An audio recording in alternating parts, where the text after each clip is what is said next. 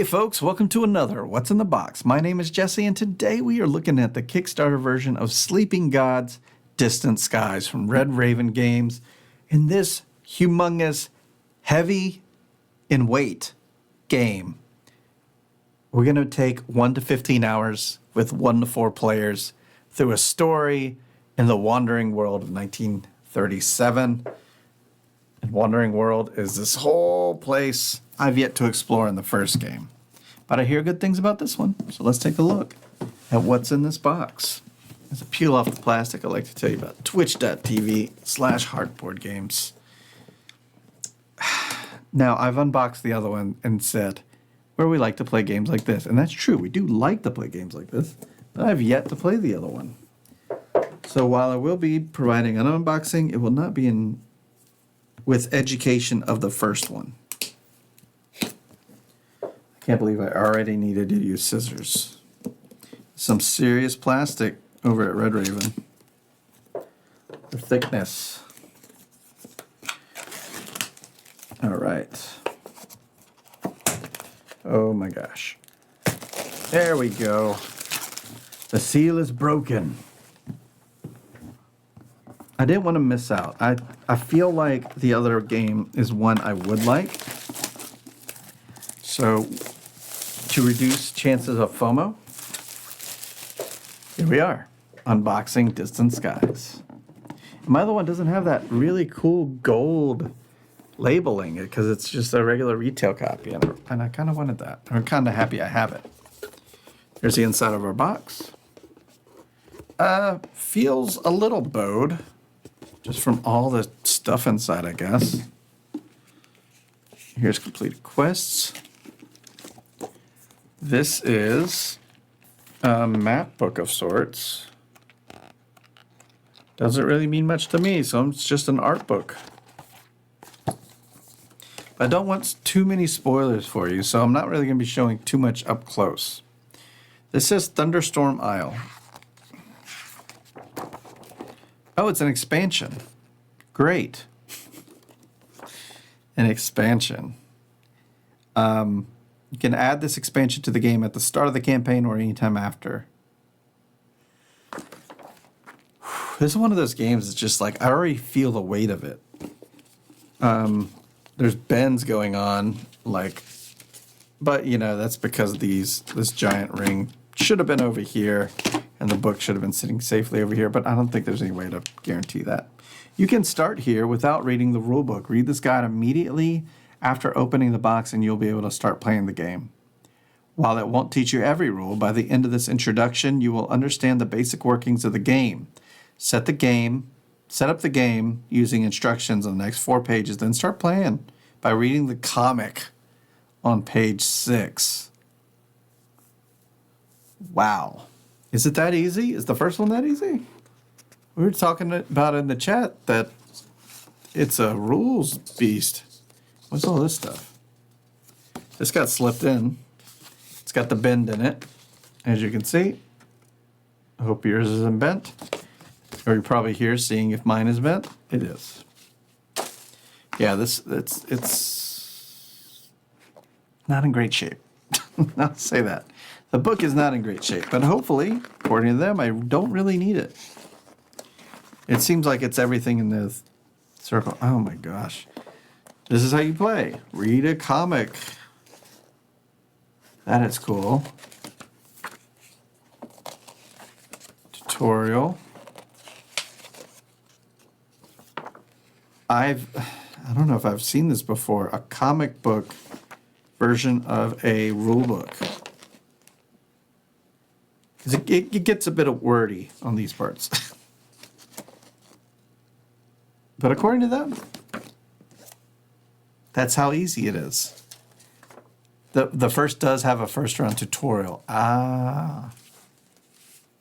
Like according to this, I mean, I should know exactly how to play. All right, here's the big old book. Sleeping Gods, Distant Skies storybook. I love that font. Takes you back. All right.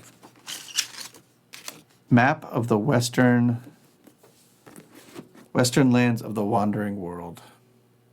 I'm not going to get too close to it. We'll keep a distant look at it because, we don't want spoilers or anything. That's throwing me off that this isn't taking up the full thing. You think they would have went edge to edge on this one. All right, there's some stories. I don't need to go into the stories, but just showing you stuff briefly. Nothing. Okay, that said the word boss. Yeah, we're not going to go into too many details, but pretty cool. Wow. I gotta just sit down and learn this game. Oh, this is the actual rulebook. And that was the quick play. Basic game. Okay. This makes more sense. Traditional rulebook. Turn structures, everything like that. And by the way, there is a watch it played of this you can watch, or you can get the book from Red Raven, probably in PDF form. So I'm not going to go through too many details of this, but there's a campaign, setting up a saved game, and all that stuff. Just like you're used to seeing from the first one if you played it. And they even tell you, I guess they tell you how to put things back. How to store components, yeah. I mean, it's not much of an illustration, but it's something. All right, now we get to the fun stuff. The various components here. So, a lot of these are the same as what I was showing before. Well, this is a different video, but these are basics. So I'm not really going to take them out. Little drops, little triangles, stuff in wooden components that we've seen before. Standees, dice that have -1, 3, 0, 2, 1, and 1 on them. They all look the same. Yep, they all look the same. So we have some miniatures here. We got a ship. We have metal. I'm going to show off all that. We're going to show a little counter here. This appears to be just a storage for probably the minis. Lots of cards, which we'll get into soon. And take this out so we can pull out what's underneath. Oh, wow, this feels heavy. This is heavy. It's just going to be cards. That's a lot. Good, a red magnetic box. It is cards.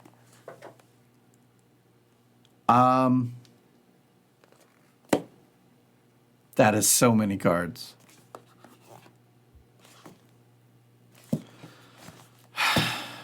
I don't know if we're going to cover all that in this unboxing. That would add about 30 minutes, 40 minutes to the watch time. And not only that, it would spoil a lot of things. So we're going to show just some things. Like, I'm not going to open these. There. If you want to see a full unboxing, I'm sure someone has done that. I'm not going to spoil myself or you. But hey, let's look at this thing. We will look at some cards, though. Journey log, camps, and easy, normal, hard, all that kind of stuff. But yeah, plane name, you get to name the plane. Let's take a look at these metal things here. It's almost like coins, but not quite. And here's these. I remember these being in Primeval Peril, the little blue tokens. But this one has little metal ones and a whole bunch of them. But so the first chapter of the rules is organizing the cards, which I'm not going to do right now. But I am going to show you some. I'm going to show you in the pack just an example of what is to be expected. Quest, it has a number and other things. I don't want you to get spoiled, I don't want to be spoiled. Combats, which we looked through all the Primeval Peril ones in the other one. But yeah, it's just so much stuff. Liquor Flight. Yeah, it's just beyond too much. So we have these cards as well. Now these were presented in a different way. But once again, I don't want you to be spoiled by them. This is for your protection, not mine. For no other reason. Here's the Mythen Zealot. Number 1. Adventure Combat. Thunderstorm Isle. Then we have these tiny cards. Enemy buff. And something about an herbalist, which is a whatever that card is. Nimble. There we go. And then we have the whole bottom. We have the minis. Let's look at the bottom. Okay, these appear to be the characters. Yeah, so we have all of these here. I'm just going to put them right back in. Oh, and then we have the turn start, event discard, all that fun stuff. So I wonder if I should start with this game and then step backwards and do the other one. Just start on Distant Skies and then do the other one like a prequel. Oh, that's a sign, right? There's a character named Jesse. I gotta be Jesse. As a cat.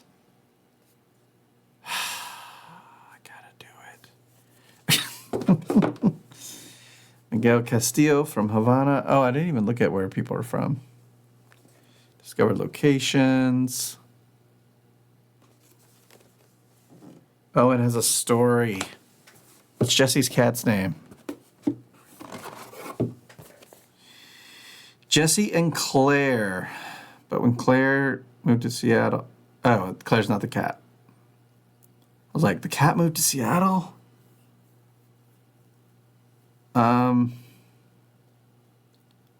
No mention of the cat. This game's unplayable. Ugh. I guess I gotta make up the cat's name. So here's those tokens, but I got fancy metal ones. Cool. And we also have to look at the minis, which I'm gonna take to the close-ups.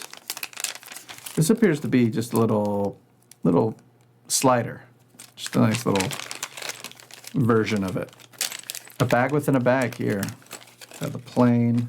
The plane. Oh, okay. Comes with its own little stand. So this will be placed like this. No?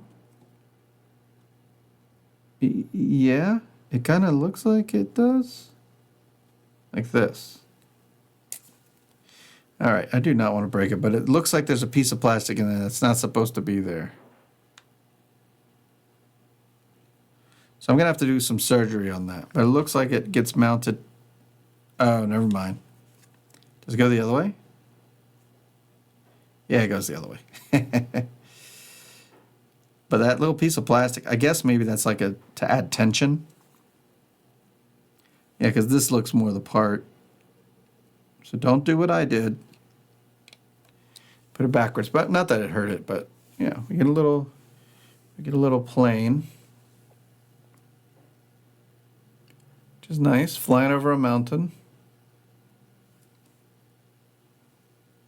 Nice little piece. And we have all the minis. Yeah, exactly. I think that little piece in there was just to add tension. Like it bends on purpose. I'm guessing that's how it works. Some expert in the field hopefully came up with that idea. Because, I mean, it makes sense. All right, let's look at the close-ups of these characters. This is so odd because I'm used to seeing them as Ryan Lockett art. And now they're here in this weird miniature version that's just kind of same as so many other people's. In fact, let me get a... There we go. That's a good close-up. Yeah, it's so strange. Because that doesn't come across, that art style. This just kind of feels like any other miniature. So, here's a little clock. I guess you could paint them to be like their characters, but yeah, I gotta play this game, so I think these gotta get painted really quick. And where's Jesse? Which one's Jesse? Is this Jesse? This might be Jesse. Yep, or this one. No cat in either one, so I can't figure out which one's Jesse. So I don't know who I'm gonna be here in Sleeping Gods Distant Skies. Subscribe here if you haven't. I appreciate it. And twitch.tv/heartboardgames, where we expect to be playing this game. But until next time, the box is closed.